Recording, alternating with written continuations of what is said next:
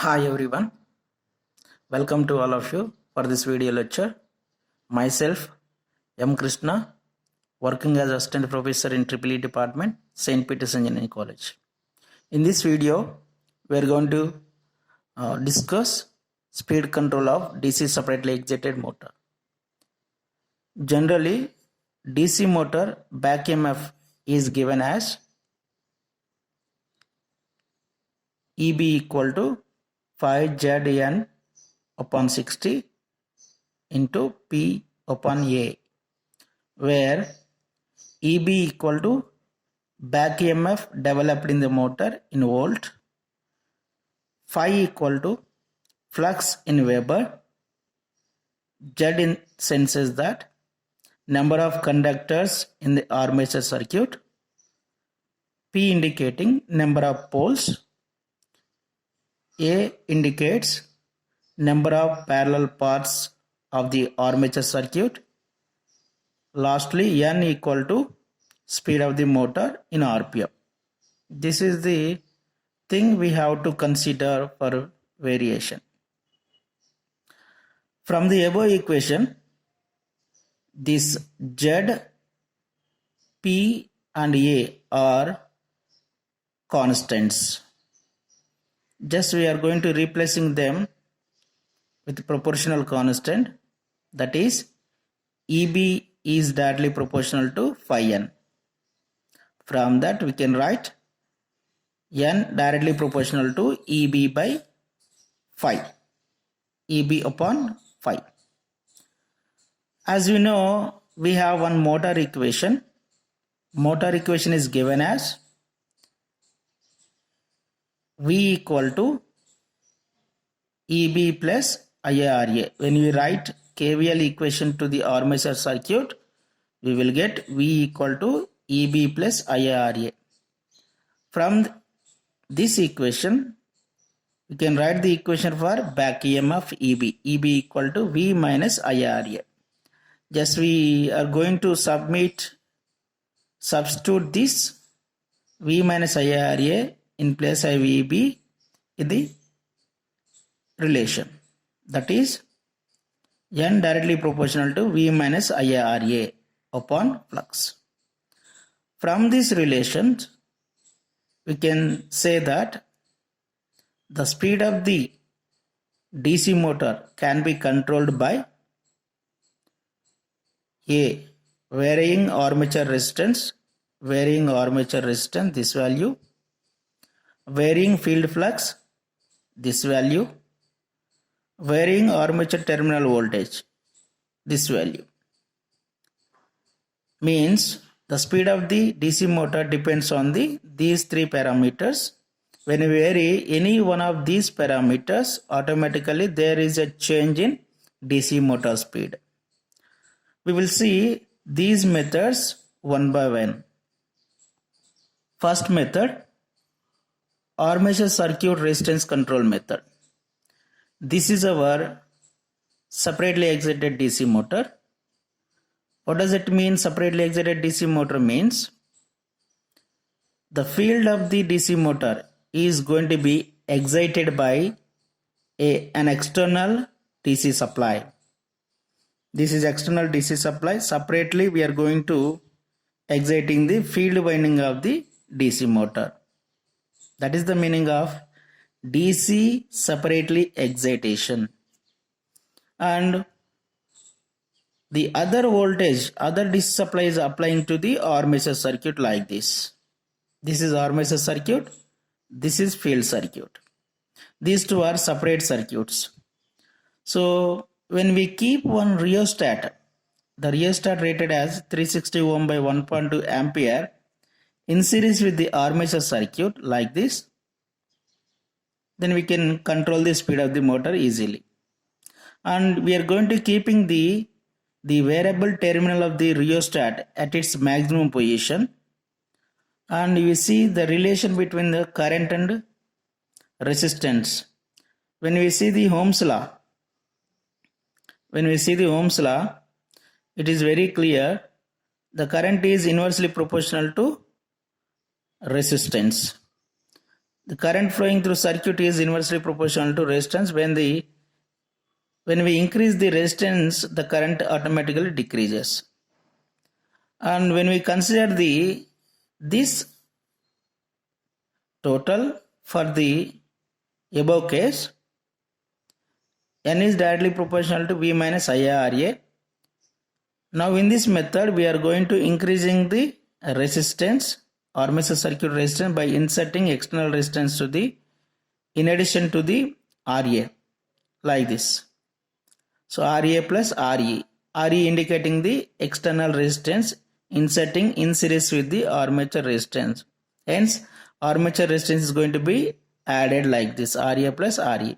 When we increase the armature resistance like this by varying the rheostat from its maximum position to minimum position, then if it is at maximum position, automatically this factor is going to be increasing, IA of RA plus RE increasing, which is going to be reducing the total term V minus IRA. Because it is minus term, it is going to be reducing the total term.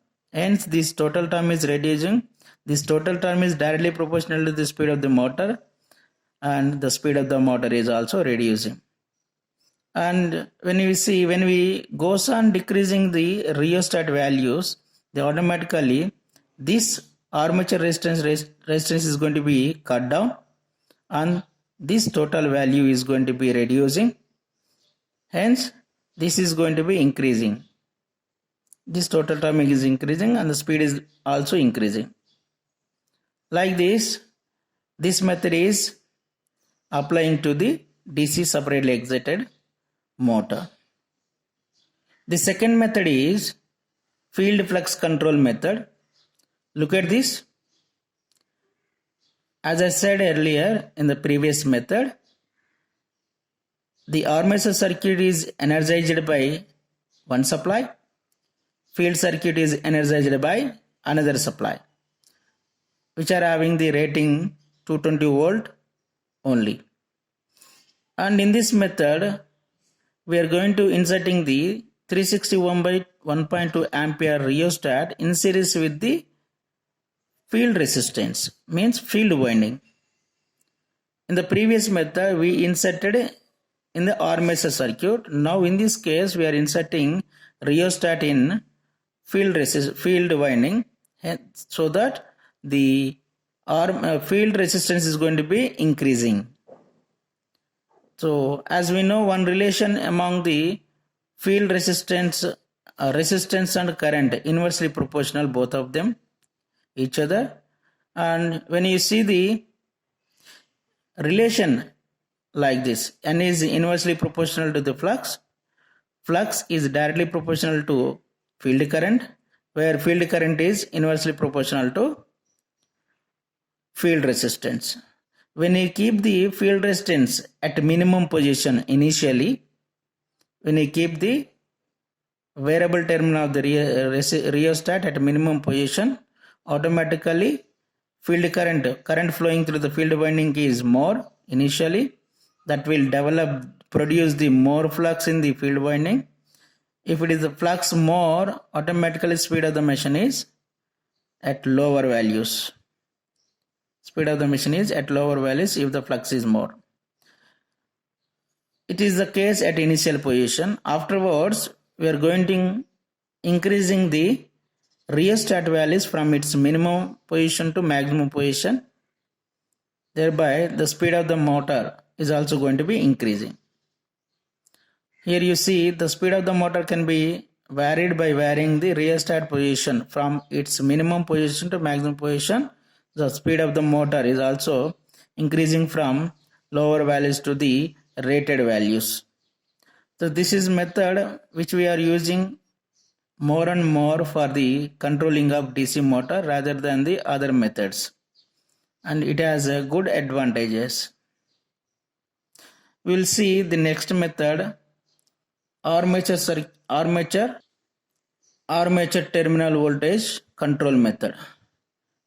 Unlike previous two methods, we are not at all introducing any rheostats in the armature circuit and any rheostat in field circuit. we are just doing that, simply varying the applied voltage here in this side. This is the applied voltage which we are using for armature circuit is a variable DC supply, but we are using a fixed DC supply for the field winding because our concentration is on only armature circuit. Just we see the relation here, N is directly proportional to V minus IARA. Means we are just keeping this IARA constant, we are varying the applied voltage here. If we increase the applied voltage, automatically the speed of the motor is also increasing. Means we are keeping the applied voltage minimum at the starting position, thereafter we are increasing it, so that the speed of the motor is also increasing from its minimum value to the rated values. Once the motor reaches to rated values, just stop the varying the applied voltage. But the disadvantage of this method is availability of variable DC supply. Variable DC supply is not available directly. It's not easy. So it is possible when we use a power electronic converter circuits. Hence this method is in not practice. Because of the unavailability of variable DC supply. Thank you.